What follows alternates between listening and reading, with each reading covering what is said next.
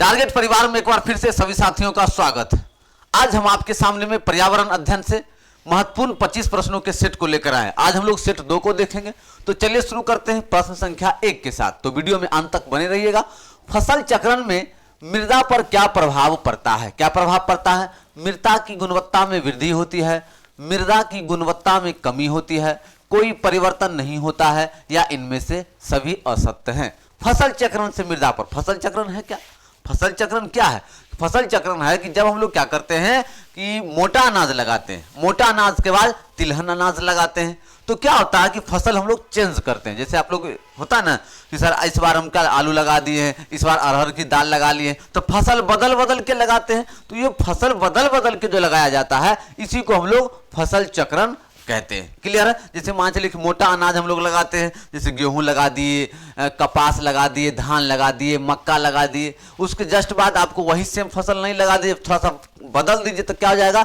अरहर लगा दीजिए, मूंग लगा दीजिए, मसूर लगा दीजिए, तो तिलहन फसल हो गया। पहले के जमाने में देखते होइएगा कि एक फसल जब होता था तो दूसरे फसल के रूप में क्या कुछ एक्स्ट्रा लगा दिया जाता था, उसी के 2 फसल एक साथ लगा दिया जाता। तो ये सारा विधि किसके तहत? फसल चक्रण के तहत आता था। और इससे क्या होती थी कि मिट्टी की गुणवत्ता में वृद्धि होती थी। क्या होती थी? मिट्टी की गुणवत्ता में वृद्धि होती थी। चलिए आगे देखते हैं। दूसरा, धान्य कृषि से मृदा में पोषक तत्व की क्या हो जाती है? तो धान्य मृदा से क्या हो जाती है? वो कमी हो जाती है। अब धान्य मृदा किसको कहते हैं? धान्य कृषि बस वही मोटा अनाज, मोटा अनाज। जैसे मान चलिए कि हम लोग गेहूं की खेती किए, चावल मतलब धान का खेती किए, मक्का का खेती किए, अगर इसी को हम लोग बराबर करते रहते हैं तो मिट्टी में पोषक तत्व की क्या हो जाती है? कमी हो जाती है। चाहे इसमें ज्वार बाजरा भी लिख सकते हैं इसमें। ये सब क्या हो जाएगा? अगर इसी की खेती करते रहेंगे और तिलहन फसल नहीं लगाएंगे तो मिट्टी की गुणवत्ता में कमी हो जाएगी। क्लियर? चलिए आगे बढ़ते हैं। प्रश्न संख्या 2 के बाद प्रश्न संख्या 3। प्रश्न संख्या 3 देखिए क्या कहता है। चलिए प्रश्न संख्या 3 क्या कह रहा है? जो भी साथी चैनल पर नए, चैनल को सब्सक्राइब कर लीजिएगा। आलू की फसल को नष्ट करने वाला कीट कौन सा है? पिंडल, कोडिंग, मॉथ, दोनों, इनमें से कोई नहीं। देखिए इसमें से इनमें से कोई नहीं दिल्ली। क्यों? कि आलू को की जो फसल को नष्ट करने वाला था उसको कहते हैं एफिड्स। क्या कहते हैं उसको? एफिड्स कहते हैं। ये नाम याद रखिएगा, एफिड्स। जो आलू की खेती करते होंगे उनको पता होगा कि आलू को जो नष्ट करता है वो क्या कहता है? एफिड्स। या इसको आलू मेहा, आलू मेहा, आलू मेहा या चेपा कीट भी कहते हैं, या चेपा। अगर ऑप्शन में ये रहे तो आप ये भी मार दीजिएगा। ठीक है, आलू मेहा या चेपा कीट। लेकिन सबसे पहले क्या याद रखना है कीट में? एफिड्स। क्या याद रखना है? एफिड्स। फिर आलू मेहा या चेपा कीट। एक चीज और याद रखिएगा आलू के साथ कि आलू में जैसे देखिएगा कि हल्का सा बदरंग जैसा दाग निकल जाता है, ब्राउन जैसा, उसके लिए क्या करते हैं हम लोग? मैक्नोलिप का छिड़काव करते हैं। क्या करते हैं हम लोग उसमें? मैक्नोलिप। या ये याद रखिएगा, इसको रसायन का नाम है मैक्नोलिप का छिड़काव। तो अगर ये भी प्रश्न पूछ दे कि आलू की फसल को नष्ट होने के लिए छिड़काव किसका करते हैं, तो मैक्नोलिप का। याद रखेंगे, मैक्नोलिप का। चलिए आगे बढ़ते हैं। प्रश्न संख्या 5वां, वायुमंडलीय नाइट्रोजन का स्थिरीकरण करने वाले जीवाणु पौधों के किस भाग में पाए जाते हैं? बड़ा अच्छा क्वेश्चन, इसको अच्छे से थोड़ा सा समझ लेते हैं। चलिए अब जैसे कोई फलदार पौधा है, फलदार पौधा है, ठीक है, तो फलदार पौधा के जड़ों में क्या पाया जाता है? नाइट्रोजीकरण स्थिरीकरण करने वाले जीवाणु। अब सबसे पहला प्रश्न आता है कि नाइट्रोजन स्थिरीकरण करने वाले उस जीवाणु का नाम क्या है? तो उस जीवाणु का नाम होता है एज़ोटोबैक्टर। ये नाम याद रखिएगा। उस जीवाणु का नाम क्या है? एज़ोटोबैक्टर। एज़ोटोबैक्टर, इसको जरूर याद रखिएगा, एज़ोटोबैक्टर।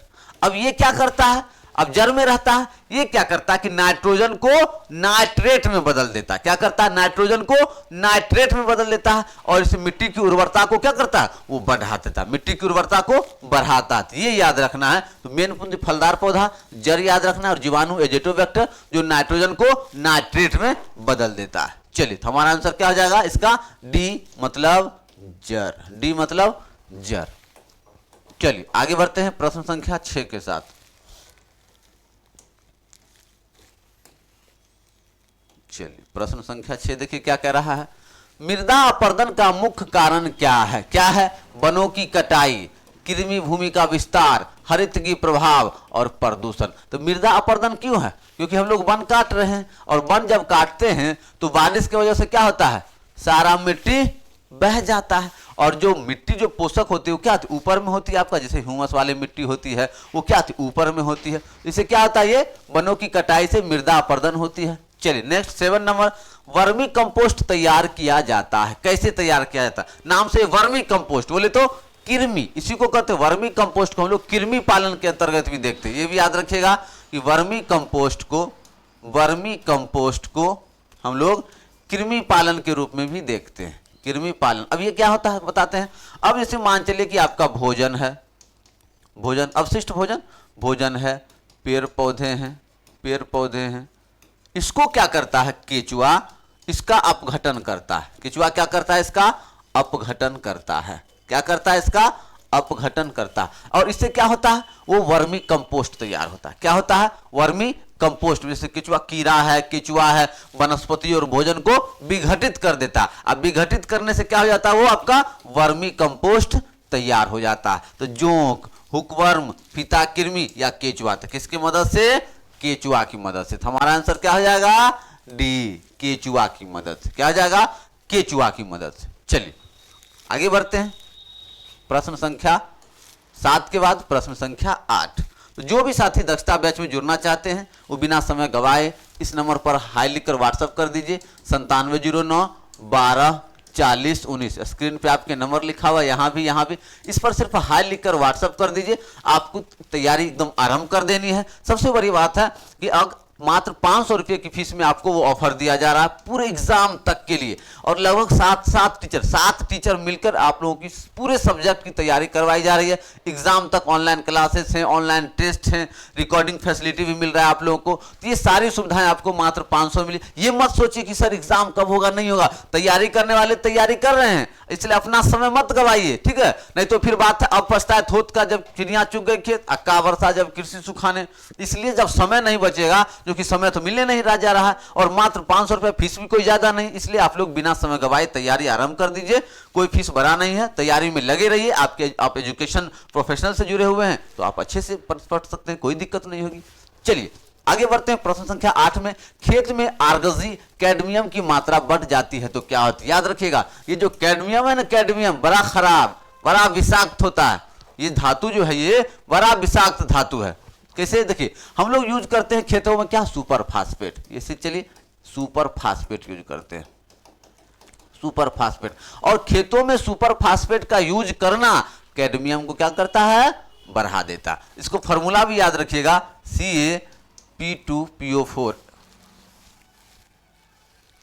चलिए इसको इस तरह रखिए, सुपर फास्फेट इसका फॉर्मूला है मतलब CaH2PO4 का होल ट्वाइस, CaH2PO4 का होल ट्वाइस, सुपर फास्फेट। अब ये क्या करता है, इसका अगर खेत में ज्यादा यूज करिएगा तो क्या हो जाएगा, कैडमियम की मात्रा बढ़ जाएगी। ये क्या है आपका अकार्बनिक रसायन। खेतों के लिए सबसे बेहतर होता है हम लोग ऑर्गेनिक खाद यूज करते हैं तब, लेकिन ये क्या है आपका अकार्बनिक रासायनिक यौगिक है। ये क्या है, अकार्बनिक रासायनिक यौगिक है, और यह इसके यूज से कैडमियम की मात्रा बढ़ जाती है, जिसकी वजह से क्या हो जाती है, भोजन विषाक्त हो जाता है। भोजन हमारा फल क्या होता है, विषाक्त होता है। ये याद रखें, सुपर फास्फेट को बिल्कुल नहीं भूलिएगा। चलिए आगे बढ़ते हैं हम लोग प्रश्न संख्या 9 को। समस्त जीव मंडल के संपोषण के लिए प्रकृति का सुंदरतम उपहार माना जाता है जल, मृदा, प्रकाश, सभी। आपको लगता है सर सभी मार दे, सभी मार नहीं, सुंदरतम उपहार में सबसे बेहतरीन माना जाता है जल को, सबसे बेहतरीन जल को माना जाता है, क्योंकि जल का विकल्प नहीं, जल का विकल्प नहीं है। क्लियर है, कोई दिक्कत? चलिए आगे बढ़ते हैं, प्रश्न संख्या 10।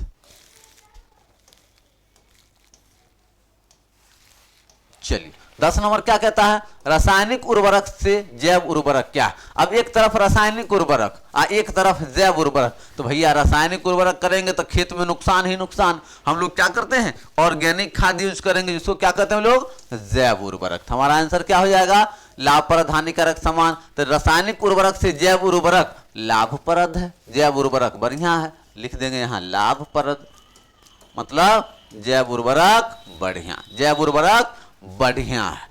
चलिए 11 देखते हैं, वनस्पतियों के अंकुरित होने तथा फलने फूलने के लिए आवश्यक पोषक तत्व उपलब्ध करवाती है। कौन करवाती है? प्रकाश, मृदा, जल या कीटनाशी। क्या है? वनस्पतियों के अंकुरित होने के लिए तो कौन? मिट्टी।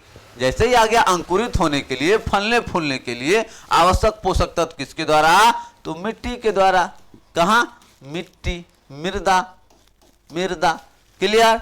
चलिए आगे बढ़ते हैं। प्रश्न संख्या 11 के बाद प्रश्न संख्या 12। तो जो भी साथी चैनल पे नए हैं, चैनल को लाइक शेयर सब्सक्राइब कर दीजिए ताकि आपको सारी सूचनाएं मिलती रहें। जो भी आपके इंपॉर्टेंट कंटेंट अपलोड होते हैं वो डायरेक्ट आपको नोटिफिकेशन मिले। जब चैनल के द्वारा मैं लाइव आऊँ तो आप तक नोटिफिकेशन मिले। तो आप लोग चैनल को सब्सक्राइब कर लीजिएगा, साथ ही साथ ज्वाइन कर लीजिए बैच को। एकदम बिल्कुल आपको कम फीस में बेहतरीन तैयारी करवाई जा रही है। बहुत सारे साथी ज्वाइन किए हुए हैं। आप अपने विद्यालय के, अपने संकुल के सहयोगी शिक्षक साथियों से पूछ सकते हैं और टारगेट परिवार में जुड़कर आप अपनी सफलता को सुनिश्चित कर सकते हैं।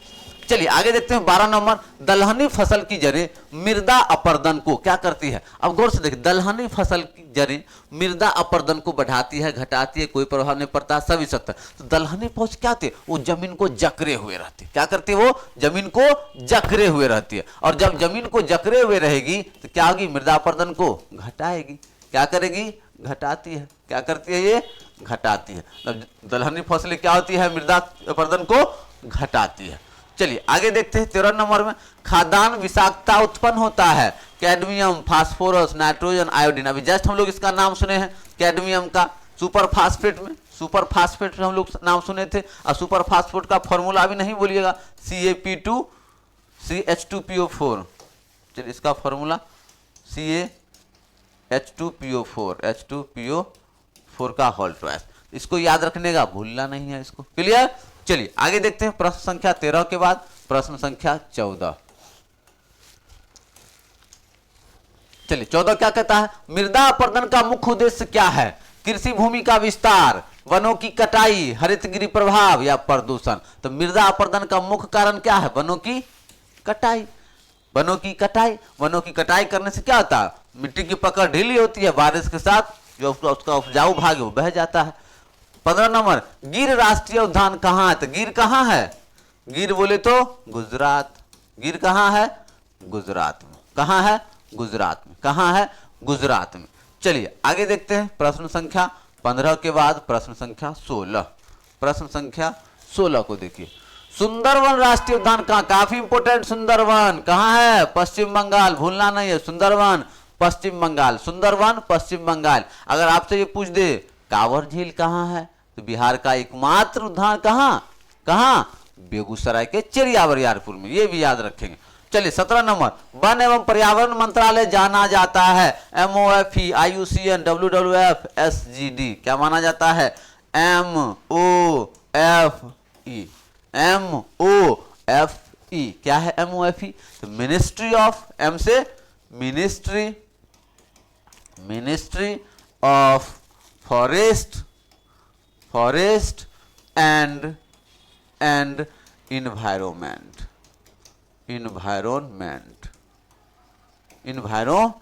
Ministry of forest and environment, one एवं पर्यावरण मंत्रालय। इनकी स्थापना कब हुई थी? इसकी स्थापना 1985 में। और वर्तमान में इसके मंत्री कौन है? ये भी याद रख लीजिए, भूपेंद्र यादव। एक क्वेश्चन के साथ 5-5 क्वेश्चन सीखते हुए चलिए। भूपेंद्र यादव। कौन? भूपेंद्र यादव। क्लियर है? चलिए अच्छे से बेहतरीन क्लास होना है, अच्छे से पढ़िए और सफलता तो खैर मिलनी ही है। चलिए आगे देखते हैं 18। नीलगिरी के सुरक्षित जैव मंडल कहाँ है? तो नीलगिरी कहाँ है भैया? तमिलनाडु में है। नीलगिरी कहाँ है? नीलगिरी कहाँ है? तमिलनाडु में। कहाँ है? तमिलनाडु में है। चलिए 19 नंबर को देखिए। निम्नलिखित में से कौन कारक वन्य जीवों को संकट में डालते हैं? पर्यावरण का प्रदूषण, शहरीकरण, वन का विनाश, ये सभी। तब ये यहाँ पे आ जाए। ये सभी क्या करते हैं? वन्य जीवों को संकट में डालते हैं। क्या करते हैं? वन्य जीवों को संकट में डाल देते हैं। चलिए काफी ये चारों क्या होता है? जिससे ऐसे होगा तो जितना भी प्राणी है सब इधर उधर हो जाएगा। चलिए आगे देखते हैं 20 नंबर। प्राकृतिक वातावरण में वन्य जीवों के संरक्षण के लिए कौन उपाय किए जाते हैं? सुरक्षित जैव मंडल की स्थापना, विहारों की स्थापना, राष्ट्रीय उद्यान की स्थापना, ये सभी। क्लियर है? इसका जवाब क्या हो जाएगा? हमारा आंसर डी हो जाएगा कि प्राकृतिक वातावरण वन्य जीवों के संरक्षण के लिए क्या करते हैं हम लोग? राष्ट्रीय उद्यान की स्थापना करते हैं, जैव मंडल की स्थापना करते हैं, विहारों की स्थापना करते हैं, ताकि उसको क्या मिले? अच्छा वातावरण मिले, जिसमें वो रह सके, वैसा अनुकूल वातावरण मिल सके उसको। चलिए 21 नंबर को देखिए, संकटग्रस्त प्रजातियों को सूचीबद्ध करने वाली पुस्तक को क्या कहते हैं? संकटग्रस्त नाम से ये क्या है भैया? Red data book, red alert कर रहा है ना, ये क्या कर रहा है? ये रेड अलर्ट कर रहा है संकट प्रजातियों के लिए, संकटग्रस्त जाति के क्या करता है? रेड अलर्ट कर रहा है। क्लियर है? रेड अलर्ट कर रहे हैं हम लोग। क्लियर? चलिए आगे देखते हैं प्रश्न संख्या 21 के बाद प्रश्न संख्या 22। चलिए प्रश्न संख्या 22 को देखते हैं क्या कह रहा है। 22 कह रहा है, प्राकृतिक समस्याओं के कारण वन्य जीवों की संख्या में कमी होती जा रही है। किसके कारण? प्राकृतिक समस्याओं के कारण। कैसे? पराबैंगनी किरण के प्रभाव से, अम्ल वर्षा से, हरितगृह प्रभाव से, तो सभी से। तो वन्य जीवों की संख्या में कमी किसकी वजह से हो रही है? तो ये सारे ऑप्शन भाई पराबैंगनी किरण के प्रभाव से हो रहा है, अम्ल वर्षा से हो रहा है, हरितगृह प्रभाव से हो रहा है। क्लियर? आंसर हमारा डी हो जाएगा। 23 को देखिए, भारत में कुल कितने विहार हैं? देखिए इस ऑप्शन के हिसाब से जाइएगा तो भारत में कितने? 448। कितने? 448। लेकिन वर्तमान में जो हमारे पास 19-20 का डाटा आया है उसके तहत याद रखिएगा एक चीज, 104 राष्ट्रीय उद्यान, ठीक है? 18-19 के डाटा के हिसाब से 104 राष्ट्रीय उद्यान। कितने? 104। और 544 वन्य जीव अभयारण्य। कितने? 544 वन्य जीव अभयारण्य। ये डाटा भी याद रखिएगा। उतना चलिए उतना डीपली क्वेश्चन नहीं पूछेगा, लेकिन ये जानकारी के लिए कभी कभी जरूरी है। चलिए आगे बढ़ते हैं प्रश्न संख्या 23 के बाद प्रश्न संख्या 24। तो जो भी साथी बैच में नामांकन लेना चाहते हैं इस नंबर पर सिर्फ हाई लिखकर भेज दीजिए। इस नंबर पे हाई लिख के, अभी आपको सारी सुविधाएं मिल रही है। ऑनलाइन क्लास मिल रहा है, सारे सब्जेक्ट का पीडीएफ मिल रहा है, सारे सब्जेक्ट का पीडीएफ मटेरियल, चाहे आप उर्दू टीचर हैं, चाहे शारीरिक शिक्षक हैं, चाहे सामान्य शिक्षक हैं, सभी शिक्षक साथियों के लिए क्लास भी है आपका और मटेरियल भी उपलब्ध करवाया जा रहा है। ऑनलाइन टेस्ट जो आप मोबाइल से ही ऑनलाइन टेस्ट दे सकते हैं, ये सुविधा आपको मिल रही है। और ये सारी सुविधाएं मिल रही है मात्र 500 रुपये में, मात्र 500 रुपये में। तो बिल्कुल अपना समय मत गवाइए। शाम 6 से 9 क्लास चलता है, 3 घंटे का मैराथन। संडे को एक्स्ट्रा क्लासेस लगते हैं और बेहतरीन शिक्षकों के द्वारा आप लोगों की बेहतरीन तैयारी करवाई जा रही है। तो बिल्कुल अपना समय नहीं गवाइए और कक्षा से जुड़ जाइए। चलिए क्लियर? चलिए यहां तक में कोई दिक्कत की नहीं साथी को? चलिए तो ये आज हमारा सेट। बिहार राज्य में कांवर क्षेत्र कहां है? सोनपुर, बेगूसराय, हाजीपुर। कहां है? हाजीपुर। सॉरी बेगूसराय भी जस्ट बतला रहे थे हम लोग। कहां है? बेगूसराय। कहां है? बेगूसराय। तो आज के सेट में हमारा 24 क्वेश्चनों का सेट था। हम लोग नेक्स्ट में सेट 3 को लेकर आएंगे, पर्यावरण ईंधन मॉडल सेट 3 को लेकर आएंगे। तो जो भी साथी चैनल पे नए, चैनल को लाइक शेयर सब्सक्राइब कर दीजिए। जो भी बैच में नामांकन नहीं लिए हैं वो नामांकन ले लीजिए। मिलते हैं अगले वीडियो में एक नए इंटरेस्टिंग कंटेंट के साथ। तब तक के लिए जय हिंद।